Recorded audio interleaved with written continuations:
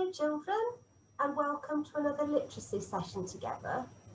Today we are going to be looking at how authors use verbs effectively.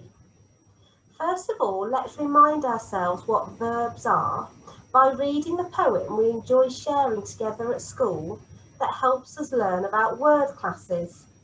I'm going to share my screen with you so that you can join in with me. Decide whether you want to be the teacher, who seems a bit strict in this poem, or whether you're going to be the pupil who's dreaming of anything apart from being in school. Literacy hour. So let's make this clear. An adjective is a describing word.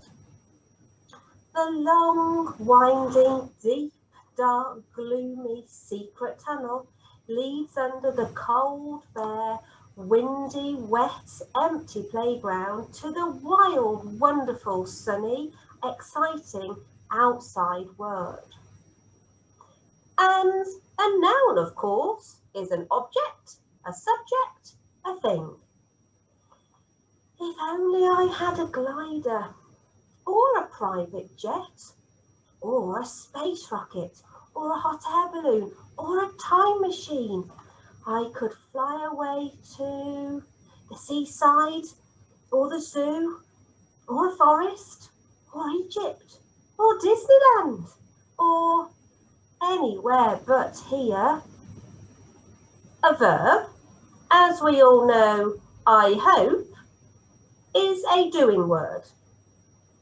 I could run, or race, or tiptoe, or clamber, or catapult, or dance, or whirl, or just walk my way to freedom. And an adverb tells you exactly how the action is done. Joyfully, happily, noisily, silently, timidly, bravely, desperately, frantically, urgently, nervously, wistfully, longingly, dreamily, someday, sometime, soon. So hopefully that poem has reminded you about our different word classes.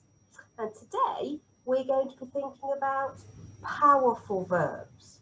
So let's just check we understand what verbs are. Verbs are action words.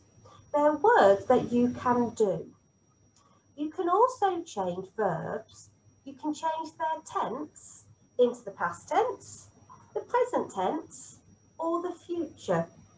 And you do this usually by adding the suffixes s, ing, or ed. But there are some irregular verbs too, where you can't do that. I've just popped some examples in this table here. On the left-hand side, these are our verbs. And one way you know it's a verb, you can do them.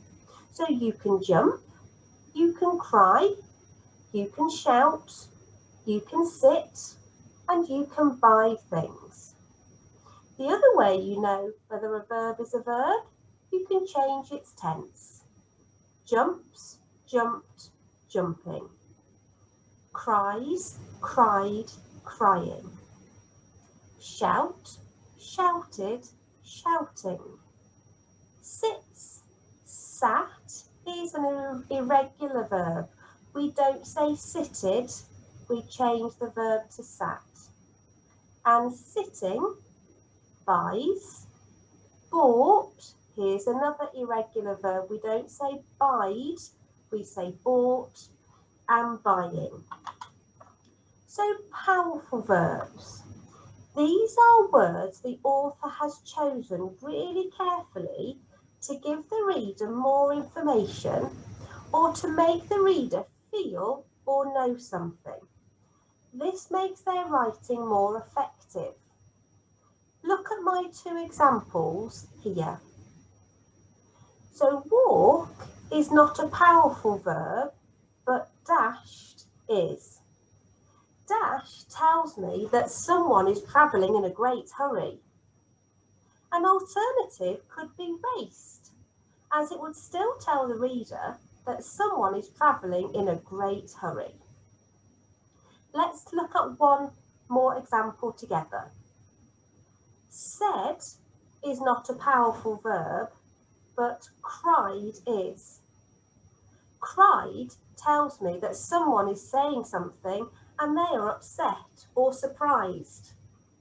An alternative could be sobbed, as it would still tell the reader that someone is very upset as they are speaking. It's your turn now to go and find those powerful verbs in the text in your home learning. For an extra challenge, you can think of those alternative powerful verbs too.